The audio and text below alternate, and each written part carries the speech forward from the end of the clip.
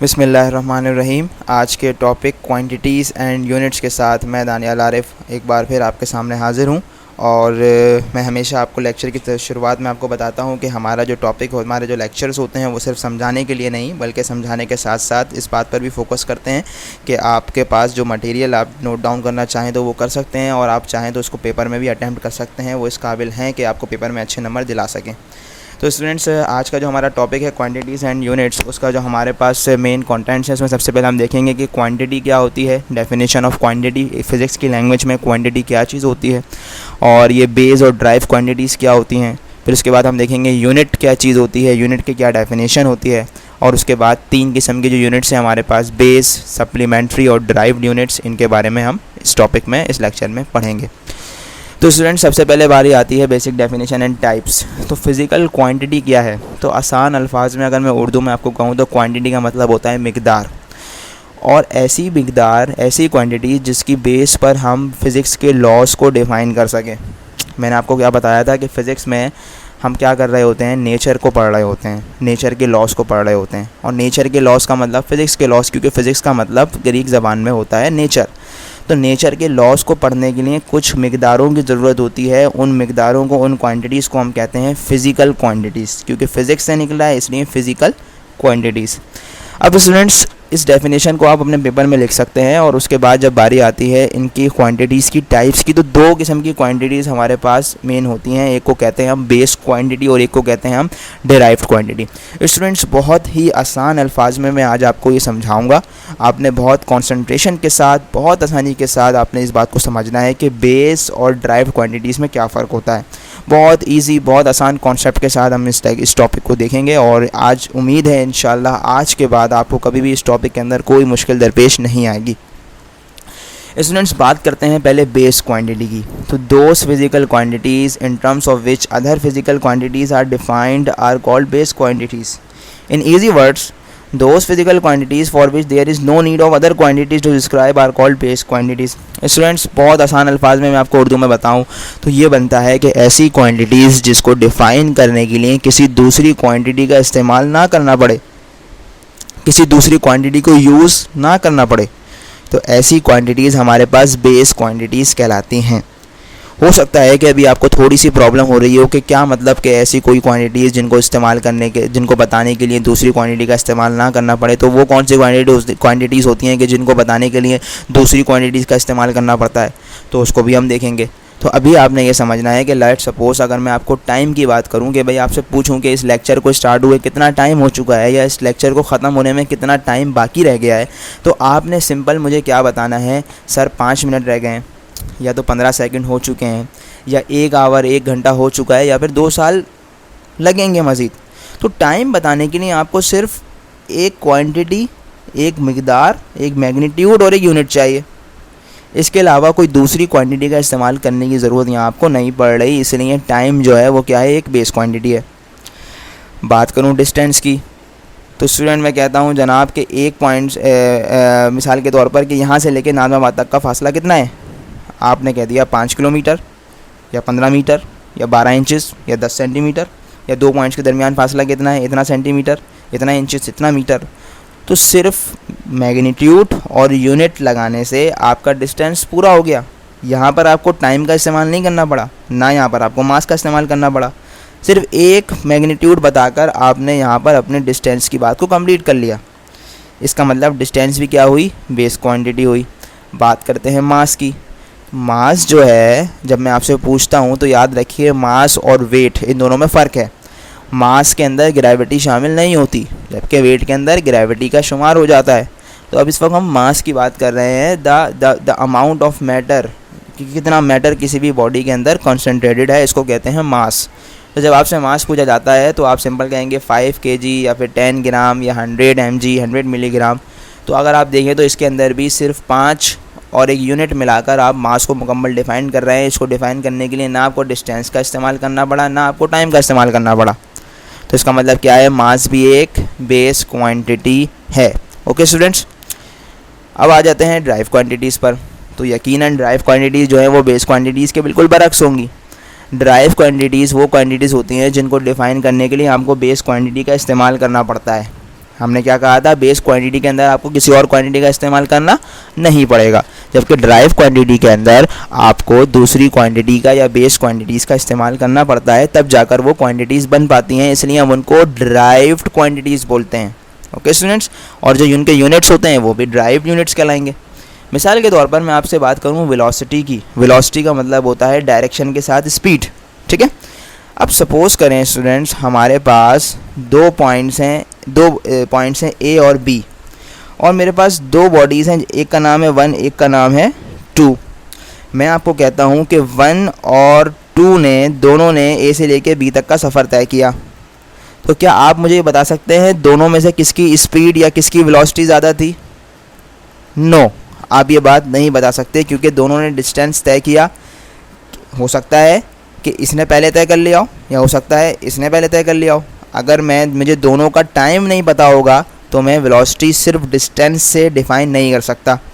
अब अगर मैं इसमें शामिल कर लूँ कि इसने 2 मिनट में और इसने 3 मिनट में सफ़र तय किया, तो अब आप बता सकते हैं कि दोनों में से स्पीड किसकी ज़्यादा थी? जिसने 2 मिनट में सफ़र तय किया। इसका मतलब स्पीड बताने के लिए आपके पास दो चीज़ें होना लाजमी है, एक डिस्टेंस और दूसरा टाइम। तो अगर आप देखें, डिस्टेंस जो है ये भी एक बेस क्वांटिटी है, टाइम जो है ये भी एक बेस क्वांटिटी है। तो ऐसी क्वांटिटी जिसको बताने के लिए आपको बेस क्वांटिटी का इस्तेमाल करना पड़े, ऐसी क्वांटिटीज़ को हम क्या कहते हैं? ड्राइव्ड क्वांटिटी कहते हैं। जिसमें हमारी एग्जांपल वेलोसिटी आ गई, डिस्प्लेसमेंट आ गया, वेट आ गया, फोर्स आ गई, ये सब जो है हमारे पास क्या होती हैं?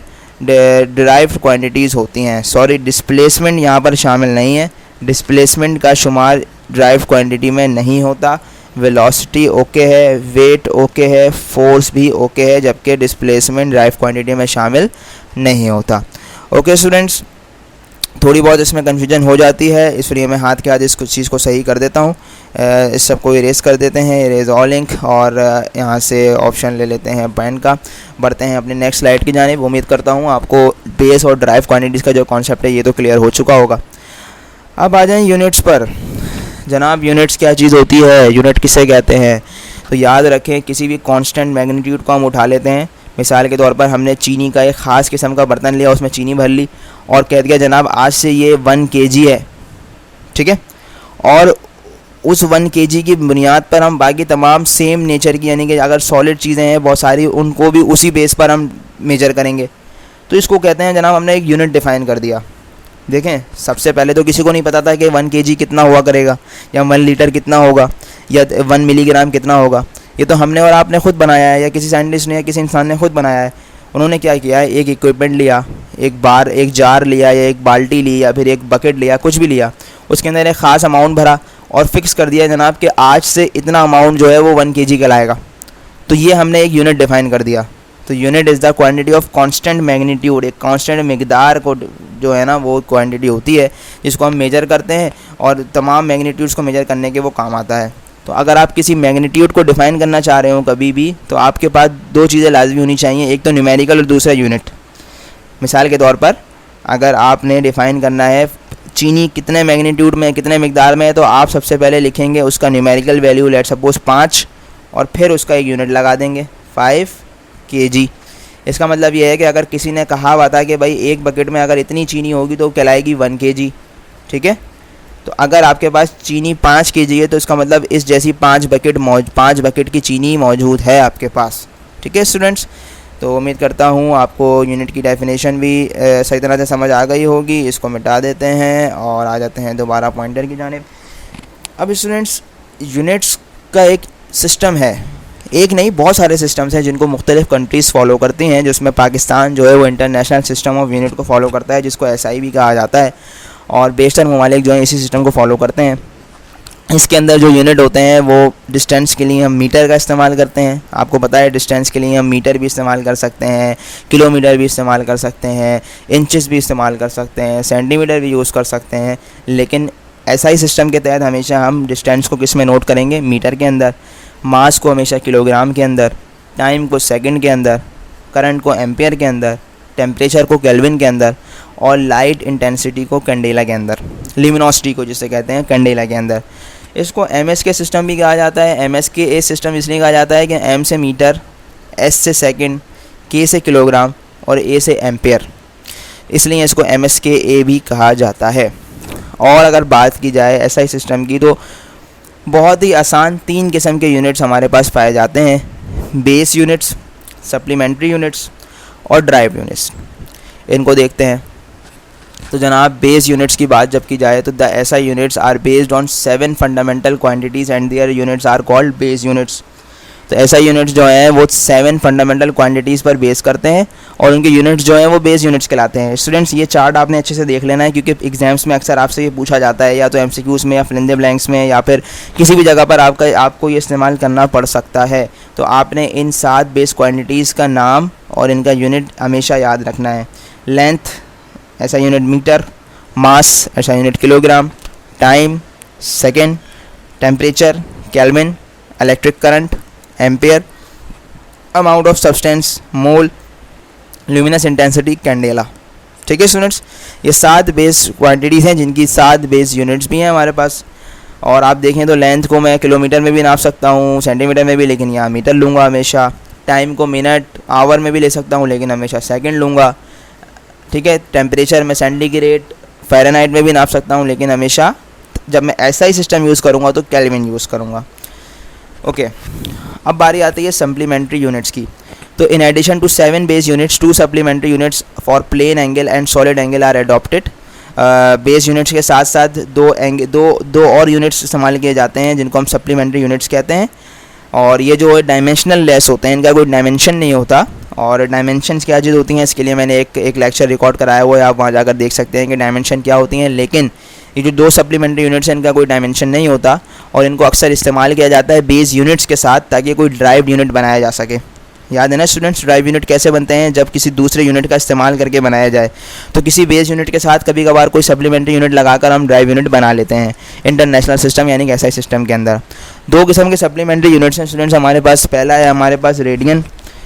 तो the plane angle between 2 radii of a circle obtained by the cut of the circumference by an arc equal to the radius. Suppose करें स्टूडेंट्स आपके पास एक सर्कल है, ठीक है, ये पूरा सर्कल ऐसे बनेगा, ये आपका सर्कल का सेंटर है। इसका रेडियस जो है वो यहाँ से लेके यहाँ तक कहलाता है। ठीक है, ठीक है, तो इस रेडियस के बराबर इतना ही डिस्टेंस यहाँ तक लेकर आएँ और वहाँ से एक लाइन और खींच दें, तो जो एंगल बनेगा उसको हम कहते हैं जनाब ये 1 रेडियन है। ठीक है स्टूडेंट्स, याद रखें, आपके पास एक सर्कल है, सपोज करें ये पूरा सर्कल है, इसका एक सेंटर आ गया। इस सेंटर से लेके कहीं पर भी जब आप देखेंगे तो एक ना एक डिस्टेंस आएगा जिसको हम कहते हैं रेडियस। सपोज करें ये 2 मीटर का आया, तो 2 मीटर ही आपने यहाँ से ले 2 सेंटीमीटर ही आपने यहाँ से लेकर यहाँ तक का डिस्टेंस लेना है और फिर वहाँ से एक लाइन खींच देनी है सेंटर पर। और अब जो एंगल बनेगा उसको हम कहेंगे जनाब ये एक 1 रेडियन मौजूद है। ठीक है स्टूडेंट्स, दूसरा है स्टेरेडियन। स्टेरेडियन में क्या है कि जब आप स्फीयर लें, पूरा स्फीयर, और स्फीयर के ऊपर आप क्या करें, एक ऐसा एंगल बनाएं कि उसका जो एरिया हो वो उसके रेडियस का स्क्वायर हो। मिसाल के तौर पर अगर यहाँ से लेके यहाँ तक का रेडियस है 2, तो 2 का स्क्वायर 4 होता है। तो जब आप यहाँ पर एक सर्कल बनाएं तो उसका जो एरिया होना चाहिए वो कितना होना चाहिए, 4। और इस सर्कल बनाने पर यहाँ से यहाँ पर जब 2 लाइन सेंटर में आप खींचेंगे तो इसके दरमियान जो एंगल बनेगा वो कहलाता है 1 स्टेरेडियन। ओके स्टूडेंट्स, अब बारी आती है हमारी लास्ट ड्राइव यूनिट्स पर। तो ड्राइव यूनिट्स आपको पता है कौन से यूनिट्स होते हैं। ड्राइव क्वांटिटीज़, जो ड्राइव क्वांटिटीज़ होती हैं हमारे पास, उनके यूनिट्स ड्राइव यूनिट्स कहलाते हैं। जिसमें वॉल्यूम है, वॉल्यूम को बनाने के लिए देखिए हमें लेंथ, विड्थ और हाइट 3 दफ़ा डिस्टेंस की इस्तेमाल करना पड़ रहा है, इसलिए मीटर क्यूब इसका यूनिट है। और वॉल्यूम जो है हमारे पास एक ड्राइव क्वांटिटी है। Density, velocity, acceleration, force, electric charge, ये सब जो हैं ये किसी ना किसी यूनिट से ड्राइव्ड होकर बने हुए हैं। देखें डिस्प्लेसमेंट और टाइम, वेलोसिटी और टाइम, मास और एक्सेलरेशन को मल्टीप्लाई करके इलेक्ट्रिक करंट और टाइम को मल्टीप्लाई करके इलेक्ट्रिक चार्ज बनता है। स्टूडेंट्स ये चार्ट भी आपने अच्छे से याद रखना है, क्योंकि ये भी एग्जाम्स में अक्सर आपसे पूछा जा सकता है कि ये क्वांटिटी बेस है या ड्राइव्ड और इनके यूनिट क्या होते हैं, तो इसको अच्छे से आपने याद रखना है। उम्मीद करता हूँ आज का लेक्चर आपको अच्छे से समझ आया होगा। अगर इस लेक्चर में कोई भी सवाल हो तो आप कमेंट में मुझसे पूछ सकते हैं, मैं कोशिश करूँगा जल्द से जल्द आपको जवाब दे सकूँ। इंशाल्लाह नेक्स्ट टॉपिक के साथ हाजिर होंगे, तब तक के लिए अल्लाह हाफ़िज़।